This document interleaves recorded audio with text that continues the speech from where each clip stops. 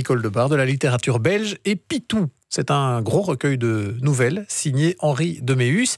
C'est la première fois que cet auteur belge, grand spécialiste d'Henri de Monterland, écrit de la fiction. Et je dois dire que c'est vraiment une belle découverte. Alors, un ton juste piquant comme il faut, mais vraiment intéressant et sarcastique.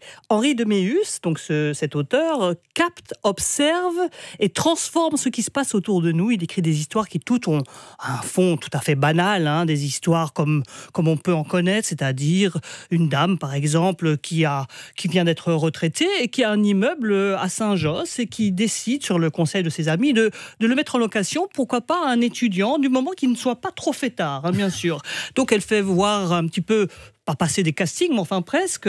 Et donc un jeune homme bien mis vient, avec une lettre signée par son père, comme quoi il s'engage à payer 1 an de loyer. Elle l'accueille, elle lui montre à l'étage ce petit studio qu'elle a rafraîchi complètement. Il s'installe et puis 2 jours après, cette petite dame a un coup de sonnette. Eh bien c'est le cousin de ce jeune homme qui vient un petit peu visiter son cousin et il reste un petit peu trop longtemps, mais elle ne sait pas très bien ce qui se passe là-haut, etc. Puis elle s'endort et au milieu de la nuit, elle entend des hurlements terribles. Alors, seulement ce que c'est, elle va frapper à la porte et finalement, l'un des 2 jeunes gens ouvre la porte et puis elle voit qu'ils sont en train de dormir, ils ont les yeux bouffis de sommeil, alors elle redescend et se demande vraiment ce qui s'est passé.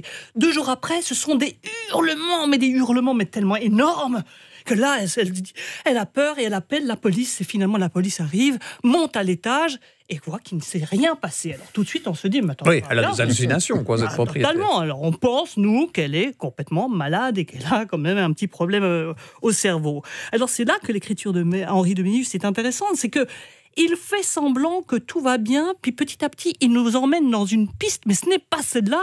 C'est pas celle-là qu'on va suivre. En fait, il fait jouer vraiment le faux et le vrai. C'est ça qui est intéressant. Et on va écouter Henri de Méhus, très influencé d'ailleurs par des écrivains comme Franz Kafka. Il y a une sorte de thème qui est la peur de l'intrusion.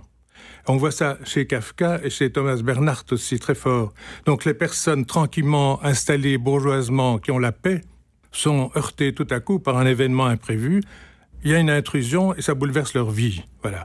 Et c'est ça qui est très amusant et intéressant à écrire. Mais vous avez bien décrit justement une sorte d'homme un peu misanthrope, un peu hostile, parfois raciste. Ce sont des êtres innocents et qui sont des victimes.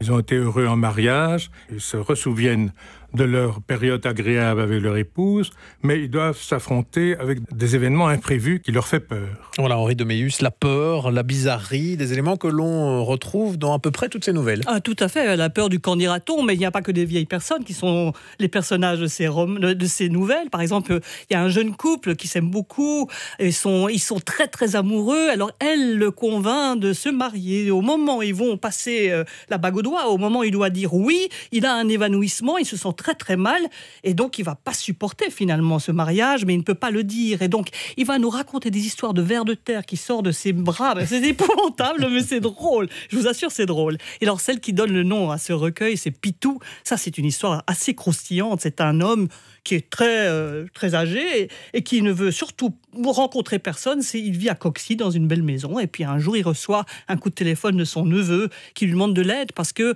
n'a plus de parents et puis il a perdu son travail, c'est un coiffeur. Alors finalement il va devoir lui ouvrir la porte, l'héberger, et au bout d'un moment il se rend compte que son neveu, il s'habille en femme, et ça il ne supporte pas pour le problème de ce jeune homme qui vient lui bouffer ce qu'il a dans le frigo, c'est pas ça, parce que en plus il est radin, mais c'est surtout parce qu'il est habillé en femme et que les voisins pourraient le voir. C'est affreux. La peur du qu'en dira-t-on. Voilà, tout ça on le retrouve donc dans ces nouvelles. Vous en avez donné 3 là ce soir, mais il y en a d'autres dans ce livre Pitou d'Henri de Méhus. Une quinzaine de nouvelles, c'est paru aux éditions Marc Belge.